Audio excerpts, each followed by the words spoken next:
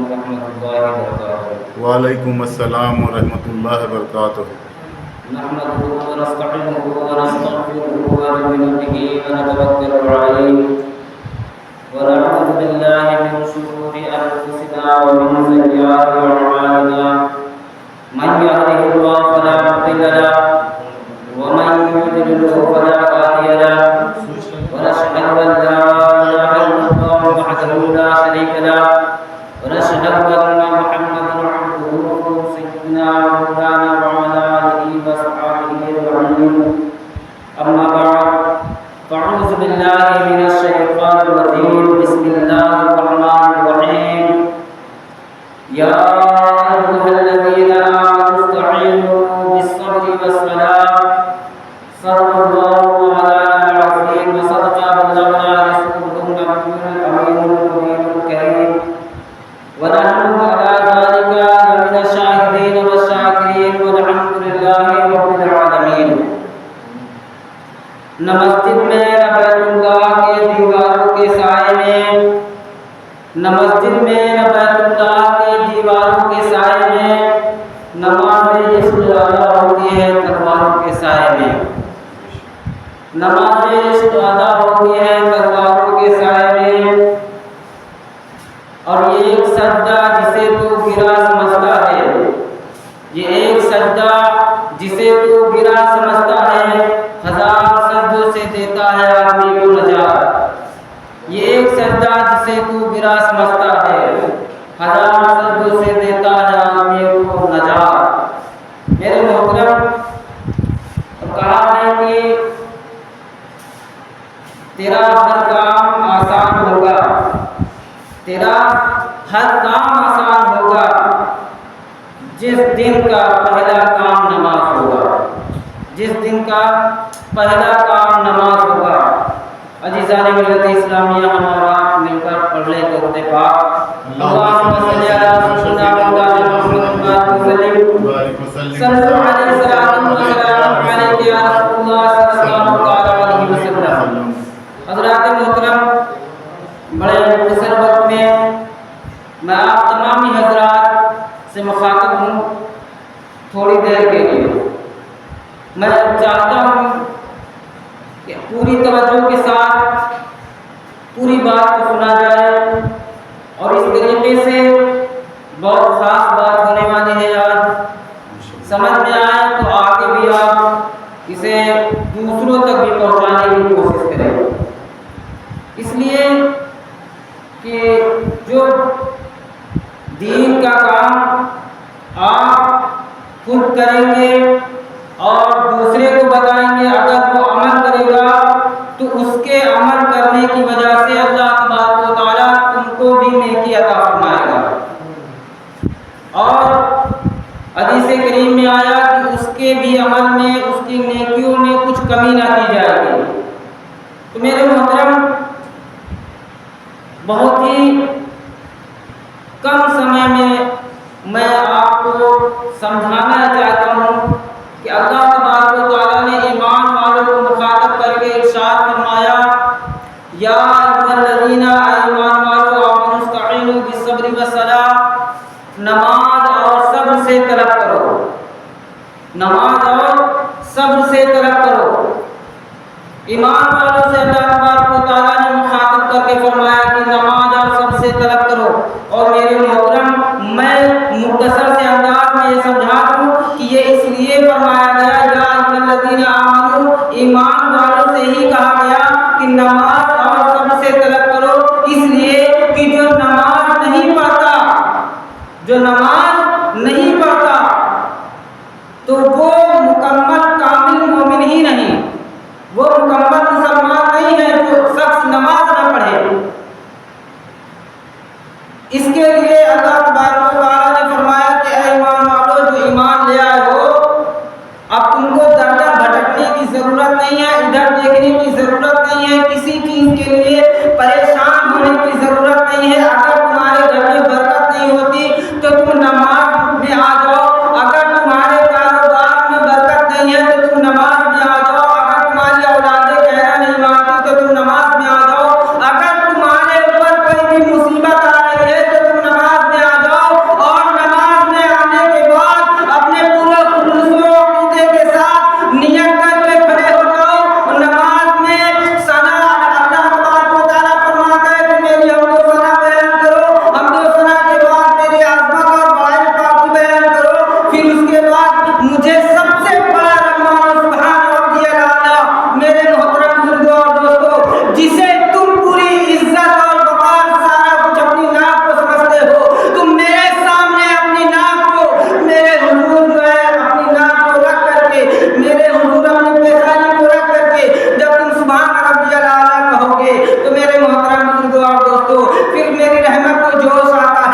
کہ میری رحمت کو جو آتا ہے، پھر تم جب نماز کو مکمل کرو گے اور تم جو بھی مجھ سے مانگو گے، پھر تم جو بھی مجھ سے مانگو گے میں تمہیں فوراً ہی عطا کر دیتا ہوں، میں تمہیں فوراً ہی عطا کر دیتا ہوں۔ میرے محترم بزرگوں اور دوستوں، اللہ تبارک و تعالیٰ نے فرمایا یا ایھا الذین آمنوا استعینوا بالصبر والصلاۃ، اے ایمان والو نماز اور صبر سے طلب کرو۔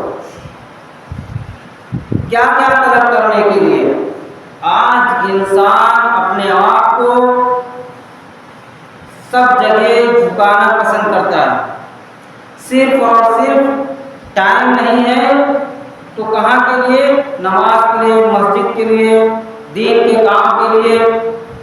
میرے محترم، وہ اس لیے کہ لوگ کہتے ہیں کہ جب اللہ چاہے گا تو آ جائیں گے۔ بہت سارے لوگوں کا مسئلہ ہے یہ، بلاؤ تو نیک دار، کبھی کبھی وہ ٹوپی بھی لگا لیتے ہیں، کبھی جو ہے تھوڑا سا داڑھی بھی رکھ لیتے ہیں۔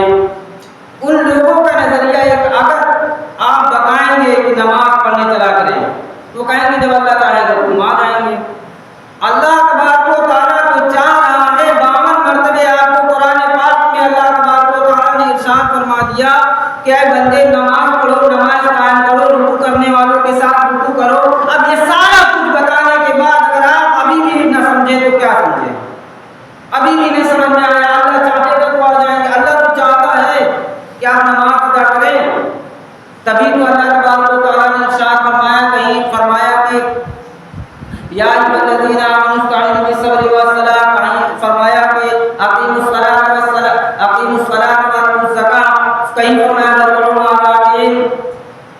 میرے محترم، البتہ یہ کہ اللہ تبارک و تعالیٰ نے کئی مقامات پہ مختلف انداز میں ارشاد فرمایا کہ نماز قائم کرو۔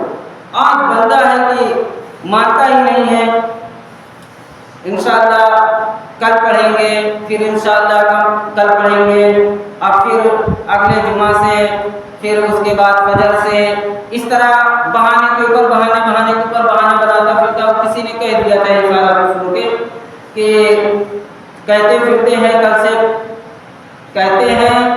کل سے شروع کریں گے نماز، یہ کہتے کہتے نماز جنازہ نکل گئی۔ کہتے ہیں کل سے شروع کریں گے نماز، یہ کہتے کہتے نماز جنازہ نکل گئی۔ تو میرے محترم، وہ دن نہ آئے کہ آپ کے پاس پچھتانے کے سوا کچھ نہ ہو، پچھتانے کے سوا، یعنی اپنے اوپر ہائے افسوس کہ ہم پڑھ لیتے، ادا کر لیتے تو اچھا ہوتا۔ اگر آپ نماز پڑھیں گے، اگر آپ نماز پڑھتے ہیں تو اس کے اتنے فائدے ہیں کہ حدیث پاک میں اللہ کے رسول صلی اللہ تعالیٰ علیہ وسلم نے ارشاد فرمایا، جو بندہ نماز پڑھتا رہتا ہے تو کبیرہ گناہوں کے علاوہ اس کے سارے گناہ اللہ تبارک و تعالیٰ معاف کر دیتا ہے۔ نہیں سمجھ میں آئی؟ اس ساری باتیں سمجھ میں آئی؟ کبیرہ گناہ صرف توبہ سے معاف ہوتے ہیں، لیکن اور جو چھوٹے چھوٹے گناہ ہو جاتے ہیں انجانے میں، تو وہ اللہ تبارک و تعالیٰ ایک نماز سے دوسری نماز کے بیچ میں، اور حدیث پاک میں آیا ایک جمعہ سے دوسرے جمعہ، ایک رمضان سے دوسرے رمضان، اس کے سارے گناہ معاف کر دیے جاتے ہیں۔ اور میرے محترم، اگر آپ اتنا آپ سمجھیں کہ ہم جب نماز پڑھنے آئیں گے چھوٹے گناہ تو ویسے ہی معاف ہو جائیں گے، اور جو ہم سے جو بڑی بڑی غلطیاں ہوئی ہیں، اگر ہم نماز پڑھنے آئیں گے اور نماز کے بعد ہم جب دعا مانگیں گے کہ ربنا ظلمنا انفسنا وان لم تغفر لنا وترحمنا لنکونن من الخاسرین، کہ اے اللہ ہم نے اپنے اوپر ظلم کر لیا، ہم سے خطا ہو گئی، اگر تم نے معاف نہ کیا تو میں بڑے خسارے میں پڑ جاؤں گا، اگر تم نے معاف نہ کیا تو میں بڑے خسارے میں پڑ جاؤں گا۔ میرے محترم، اگر آپ ہر نماز میں مقدار کی دعا مانگیں گے اور اللہ سے توبہ کریں گے تو بتائیے آپ کے گناہ باقی رہیں گے۔ حدیث پاک میں اللہ کے رسول صلی اللہ علیہ وسلم نے فرمایا کہ بتاؤ صحابہ، تمہارے گھر کے سامنے کوئی ندی ہو، نہر ہو، اور تم اس میں سے 5 بار غسل کرو تو بتاؤ تمہارے شریر پر تمہارے جسم پر کوئی کچھ میل باقی رہے گا؟ تو صحابہ کرام نے عرض کیا یا رسول اللہ صلی اللہ تعالیٰ علیہ وسلم جب ہم 5 بار نہائیں گے تو یقیناً ہمارے جسم پر کوئی میل نہ ہوگا۔ تو حضور صلی اللہ تعالیٰ علیہ وسلم نے فرمایا کہ جو بندہ 5 بار دن میں نماز پڑھتا ہے تو پھر وہ گناہوں سے پاک ہو جاتا ہے، وہ پھر گناہوں سے پاک ہو جاتا ہے۔ تو میرے محترم آپ اندازہ لگائیے کہ فائدہ کتنا ہے۔ اور مسند احمد کی حدیث ہے کہ اللہ کے رسول صلی اللہ علیہ وسلم نے ارشاد فرمایا جو شخص نماز ادا کرتا ہے، جو شخص نماز ادا کرتا ہے تو قیامت کے دن نماز اس کے لیے دلیل ہوگی اور اس کے لیے نور ہوگی اور اس کے لیے نجات کا ذریعہ ہوگی۔ اور جو شخص نماز نہیں پڑھتا نہ تو اس کے لیے کوئی نور ہوگا، نہ کوئی دلیل ہوگی، نہ کوئی نجات کا ذریعہ ہوگا۔ اور اسی حدیث میں اللہ کے رسول صلی اللہ تعالیٰ علیہ وسلم نے فرمایا کہ جو شخص نماز نہیں پڑھتا دنیا میں وہ دنیا کے اندر عزت دار بنا رہے، وہ دنیا کے اندر امیر بنا رہے، وہ دنیا کے اندر اپنے وقار کو اونچا رکھنے والا ہو، وہ دنیا کے اندر اور دبدبہ والا ہو، لیکن روز محشر کے دن ایسے ذلیل و خوار انسان کے ساتھ کھڑا کیا جائے گا جس کا دنیا آج نام لینے پر بھی اس کے اوپر لعنت بھیجتی ہے۔ فرعون، حامان اور ابی بن خلف کے ساتھ میں ویسا شخص کھڑا کیا جائے گا جو دنیا کے اندر نماز نہیں ادا کرتا۔ اب اندازہ لگائیں کہ نماز نہ پڑھنے کے نقصان کیا ہے۔ آپ سوچ سکتے ہیں کہ روز محشر کا دن وہ دن ہوگا جس دن انسان یہ خواہش کرے گا کہ میری نیکیاں دائیں ہاتھ میں مل جائیں۔ جب آپ نے دنیا میں کوئی کام ہی نہ کیا تو پھر آخرت میں آپ خالی کے لیے امید لگائے بیٹھے ہیں۔ وہ انسان کہ اللہ جب چاہے گا تو ہم یہ کر لیں گے۔ اللہ تبارک و تعالیٰ چاہتا ہے کہ آپ نماز پڑھیں، اللہ چاہتا ہے کہ آپ روزے رکھیں، اللہ تبارک و تعالیٰ چاہتا ہے کہ آپ 5 ٹائم کی نماز ادا کریں۔ میرے محترم آپ سوچیں اس بات کو کہ جب روز محشر میں گرمی کا عالم ہوگا، بہت شدت کی دھوپ ہوگی، سورج جو ہے سوا نیزے پہ آ جائے گا، اور باقاعدہ حضور صلی اللہ تعالیٰ علیہ وسلم نے نیزہ اور پھر اس کے اوپر تھوڑا سا نیزہ اٹھا کے فرمایا کہ اتنے اوپر سورج ہوگا، اور ویسے عالم میں تمام بھیڑ ہوگی۔ حضرت آدم علیہ السلام کی امت موجود ہوگی، نوح علیہ السلام کی امت ہوگی، ابراہیم علیہ السلام کی امت ہوگی، اسماعیل علیہ السلام کی امت ہوگی، ایوب علیہ السلام کی امت ہوگی، حضرت یوسف علیہ السلام کی امت ہوگی، حضرت موسیٰ کلیم اللہ کی امت ہوگی، حضرت عیسیٰ علیہ السلام کی امت ہوگی، حتیٰ کہ تمام نبیوں کی امتیں موجود ہوں گی، اول سے لے کے آخر تک کے لوگ وہاں پر موجود ہوں گے۔ صحابہ کرام نے عرض کیا یا رسول اللہ صلی اللہ علیہ وسلم آپ اپنے امتیوں کو اس دن کس طرح سے پہچانیں گے؟ تو پیارے آقا صلی اللہ علیہ وسلم نے ارشاد فرمایا کہ جو میرے بندے وضو کرتے ہیں ان کے چمکتے اعضاء کو دیکھ کر کے میں اس بھیڑ میں بھی اپنے امتیوں کو پہچان لوں گا۔ سبحان اللہ، سبحان اللہ۔ وضو بنانے کا یہ فائدہ ہے، تو آپ سوچیں مکمل جب ہم نماز پڑھ لیں گے تو کتنا فائدہ ملے گا۔ اور جو بندہ آج دنیا میں دور دور دور ہے دین سے، تو اس کے لیے بڑا سخت معاملہ ہے، بہت زیادہ سخت۔ میرے محترم آپ سوچ نہیں سکتے کہ جو آپ کے ساتھ پیش آنے والا ہے، آج گناہ گار ہو، بدکار ہو، کردار ہو، کیسا بھی انسان ہو، اگر اچھے کپڑے نہا دھو کر کے مجمع میں بیٹھ گیا تو اسے لوگ عزت دار ہی سمجھتے ہیں۔ ڈھکی ہوئی ہے آج عزت انسان کی، لیکن سوچو روز محشر کا میدان ہوگا، ابا بھی موجود ہوں گے، اماں بھی موجود ہوگی، بھائی بھی موجود ہوگا، اور تمام عزیز و اقارب موجود ہوں گے، آپ کے رشتے دار موجود ہوں گے، جو لوگ آپ کو عزت والا سمجھتے ہیں وہ بھی موجود ہوں گے، اور آپ کے تمام رفقا دوست یار موجود ہوں گے جو آپ کو باعزت تھے، آپ کو بڑا ایماندار سمجھتے تھے، لیکن جب سزا آئے گی اللہ تبارک و تعالیٰ کی طرف سے سزا ہوگی، وَامْتَازُوا الْيَوْمَ أَيُّهَا الْمُجْرِمُونَ، کہاں ہے وہ مجرم؟ وہ نیک لوگوں کی صفوں سے الگ ہو جائے۔ وَامْتَازُوا الْيَوْمَ أَيُّهَا الْمُجْرِمُونَ، میرے محترم، روز محشر کا وہ عالم ہوگا، اتنی بھیڑ ہوگی، سارے لوگ کھڑے ہوں گے، اس وقت آپ کو کہا جائے گا کہاں ہے مجرم؟ وہ صفوں سے باہر آ جائے، وہ لوگ الگ ہو جائیں۔ میرے محترم، آج دنیا دار کو کوئی دھوکہ دے سکتا ہے کہ آج قاری صاحب ٹائم نہیں ملتا، مولانا صاحب ہمارے بچوں کی روزی کا سوال ہے، اگر دکان نہ کھلی تو اگر ہم دکان کو بند کر دیتے تو کیسے ہماری روزی روٹی چلے گی؟ یہ سارا کچھ آج تمہارے ذہنوں میں جو چل رہا ہے وہ پنپ رہا ہے میرے محترم، اور ان ساری چیزوں کے باوجود اگر آپ نے آج ایمانداری اختیار نہ کی، نمازوں کی پابندی نہ کی، تو سوچو جو انسان آپ کو ایماندار سمجھ رہا ہے، آپ کو اچھا آدمی سمجھ رہا ہے، اسی کے سامنے حکم جب ہوگا وَامْتَازُوا الْيَوْمَ أَيُّهَا الْمُجْرِمُونَ، کہاں ہے مجرم؟ باہر آ جائے۔ تو جب آپ باہر ہوں گے تو پتہ چل جائے گا کہ یہی ہے وہ بدکار، یہی وہ نماز چھوڑنے والا، یہی ہے وہ روزہ چھوڑنے والا۔ میرے محترم، آج تو کسی طریقے سے اچھے اور مہنگے کپڑوں کے اندر آپ کی عزت ڈھکی ہے۔ یہ اللہ تبارک و تعالیٰ کا احسان ہے کہ وہ سارے گناہوں کے باوجود آپ کو رزق دیتا ہے، آپ کو رزق دیتا ہے، آپ کو صحت، آپ کے شریر میں طاقت دی، سارا کچھ دیا۔ اگر کوئی انسان آج ہمیں فاتحہ دینے کے لیے بلائے، یہی کی بات نہیں، سب جگہ کی بات ہے، میں کہہ دوں پہلے، اگر کوئی انسان مسجد کے امام کو فاتحہ دینے کے لیے بلاتا ہے اور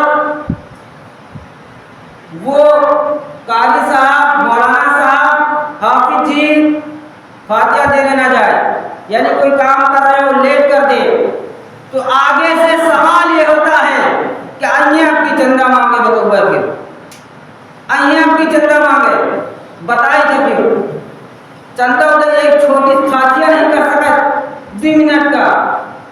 ارے سوچو کہ جس اللہ نے تمہیں روزی دی، جس اللہ نے تمہارے روزی میں برکت دی، جس اللہ نے تمہارے ہاتھوں میں قوت دی، جس اللہ تبارک و تعالیٰ نے تمہاری آنکھوں میں روشنی دی، جس اللہ تبارک و تعالیٰ نے تم کو اولاد دیے، تمہارے بڑھاپے کا سہارا دیا، جس اللہ تبارک و تعالیٰ نے تمہیں دنیا میں عزت دی، اس کے بار بار کے فرمان پر، بار بار کے بلانے پر، اور تم نہیں آ رہے ہو، سوچو کہ اللہ تبارک و تعالیٰ تمہیں پھر بھی رزق دے رہا ہے، پھر بھی بچے دے رہا ہے، پھر بھی جو ہے سارا کچھ، اگر آپ نہ سمجھے تو کب سمجھو گے؟ سمجھ آ رہی بات کی؟ اگر آپ سوچیں اس بات کو کہ اللہ تبارک و تعالیٰ تمہارے گناہوں پر پکڑ لے تو تم کیا کرو گے؟ اگر اللہ تبارک و تعالیٰ تمہیں ایک ٹائم کی نماز پڑھنے نہ اور تمہارے ہاتھوں کی قوت ختم کر دے تو تم کیا کرو گے؟ اگر اللہ تبارک و تعالیٰ تم اس کی حکم عدولی کرتے ہو، تمہارے آنکھوں کی روشنی چھین لے تو تم کیا کرو گے؟ پوری دنیا کے ڈاکٹر مل کر کے بھی ایک انسان کے آنکھ کی روشنی واپس نہیں کر سکتے، پوری دنیا مل کر کے آپ کو روزی نہیں دے سکتی، لیکن پھر بھی اللہ تبارک و تعالیٰ اپنے بندوں سے اتنا پیار ہے، اتنا پیار ہے۔ اے بندے، اگر تیری عمر 20 سال ہو گئی ہے تو کچھ نہیں بگڑا، آ جا، میں تجھے ایک توبہ پہ سارے خطاؤں کو معاف کر دوں گا۔ اے بندے، اگر تیری 40 سال کی عمر ہو گئی ہے تو تو پھر بھی آ جا، میں تیری ساری خطاؤں کو معاف کر دوں گا۔ اے بندے، 50 سال کی عمر ہو گئی ہے، بہت خطا کار ہو گیا ہے، بہت زیادہ شرمندہ ہو گیا ہے، پھر بھی تو آ جا، میری رحمت تیرے گناہوں سے بڑی ہے، میں معاف کر دوں گا۔ اے بندے، تیرے موت کا وقت قریب آ گیا اور تو آ جا، پلٹ کر کے آ جا، زیادہ کچھ نہیں تو میرے حضور صرف ایک آنسو بہا کر کے مجھ سے توبہ کر لے، مجھ سے معافی مانگ لے، میں تیری ساری زندگی کے گناہ معاف کر دوں گا۔ میرے محترم بزرگوں اور دوستوں، جو ہی موت کا وقت قریب آتا ہے، جو ہی موت کا وقت قریب آتا ہے، اس انسان پر توبہ کے دروازے کو بند کر دیا جاتا ہے، اس انسان کو توبہ کے دروازے بند کر دیے جاتے ہیں اس انسان پر۔ میرے محترم، اللہ تبارک و تعالیٰ نے آپ کو جو زندگی دی ہے، آپ کو جو مہلت دی ہے، اس کا غلط فائدہ اٹھانے کی ضرورت نہیں ہے۔ میرے محترم بزرگوں اور دوستوں، اس بات کو آپ سمجھیں کہ کسی شاعر نے کہا کہ کل فرصت نہ ملی تو کیا کرو گے، کل فرصت نہ ملی تو کیا کرو گے، اور اتنی مہلت نہ ملی تو کیا کرو گے، کل فرصت نہ ملی تو کیا کرو گے، اور اتنی مہلت نہ ملی تو کیا کرو گے، اور روز کہتے ہو کل سے شروع کریں گے نماز، روز کہتے ہو کل سے شروع کریں گے نماز، کل آنکھ ہی نہ کھلی تو کیا کرو گے، کل آنکھ نہ کھلی تو کیا کرو گے۔ میرے محترم، بس چھوٹی سی ایک آپ کو جھلک دکھا دوں کہ جو نمازی ہیں اور جو بغیر نمازی ہیں، اس کے بعد بات مختصر۔ جب روز محشر کا میدان قائم ہوگا، حساب و کتاب ہو چکا ہوگا، جنتی جنت میں چلے جائیں گے، جہنمی جہنم میں چلے جائیں گے، اور جنتی جنت میں جانے کے بعد گفتگو کر رہے ہوں گے، فی جنات یتساءلون عن المجرمون۔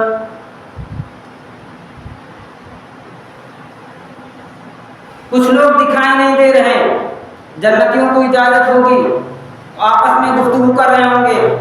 اس میں سے دو بھائی چلے گئے، ابا نہیں گئے، وہ بھائی آپس میں گفتگو کریں گے کہ وہ ابا نہیں دکھ رہے ہیں، وہ ہمارے محلے کے فلاں نمبردار نہیں دکھ رہے ہیں، وہ ہمارے جو ہے بہت عزت و وقار والے وہ تھے وہ نہیں دکھ رہے، وہ خاص صاحب نہیں دکھ رہے ہیں، وہ زمیندار صاحب نہیں دکھ رہے ہیں۔ باتیں کریں گے جنتی جنت میں، اور پھر ان کو خیال آئے گا، کیا خیال آئے گا کہ اب رہنے کی دو جگہ ہیں۔ کون؟ دو جگہ ہے صرف، ایک جنت ہے جس میں ہم ہیں، اور دوسری جگہ اور جو باقی وہ جہنم ہے۔ تو اللہ تبارک و تعالیٰ کی طرف سے اجازت ہوگی، اللہ تبارک و تعالیٰ چاہے گا کہ جنتیوں تم دیکھو کہ تم نے جو دنیا میں میرے لیے سردیوں میں اٹھ کر کے وضو بنایا، تم نے جو اپنے جو ہے مصروف وقت میں تم نے مجھے یاد کیا، اپنے بیوی بچوں کا خیال نہ کیا، تم نے نماز کے لیے کوتاہی نہ کی، تم کو یہ صلہ ملا ہے۔ اور جو لوگ آوارہ گری زندگی بھر کرتے رہے، نمازوں کی پرواہ نہ کی، نمازوں کی فکر نہ کی، اپنے دین کے فکر نہ کی، میرے محترم اللہ تبارک و تعالیٰ کا ذکر نہ کیا، اللہ تبارک و تعالیٰ کی فکر نہ کی، شریعت کی فکر نہ کی، آج تم ان کا انجام اپنی آنکھوں سے دیکھو۔ آج تم ان کا انجام اپنی آنکھوں سے دیکھو۔ جنتیوں کو جہنم کی طرف تھوڑا سا ان کو جو ہے ایک کھڑکی کھولی جائے گی، اور جنتی جہنمیوں سے گفتگو کریں گے،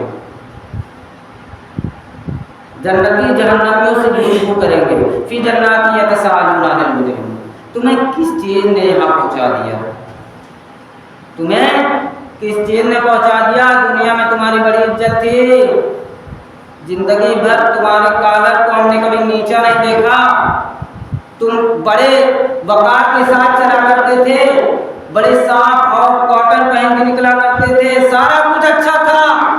جب تم نکلتے تھے مارکیٹ میں تو تمہیں لوگ کھڑے ہو کر کے سلام کرتے تھے، اپنی دکانوں کو چھوڑ کر ملنے آتے تھے۔ آج کیا ہوا؟ کس چیز نے تمہیں جہنم میں پہنچا دیا؟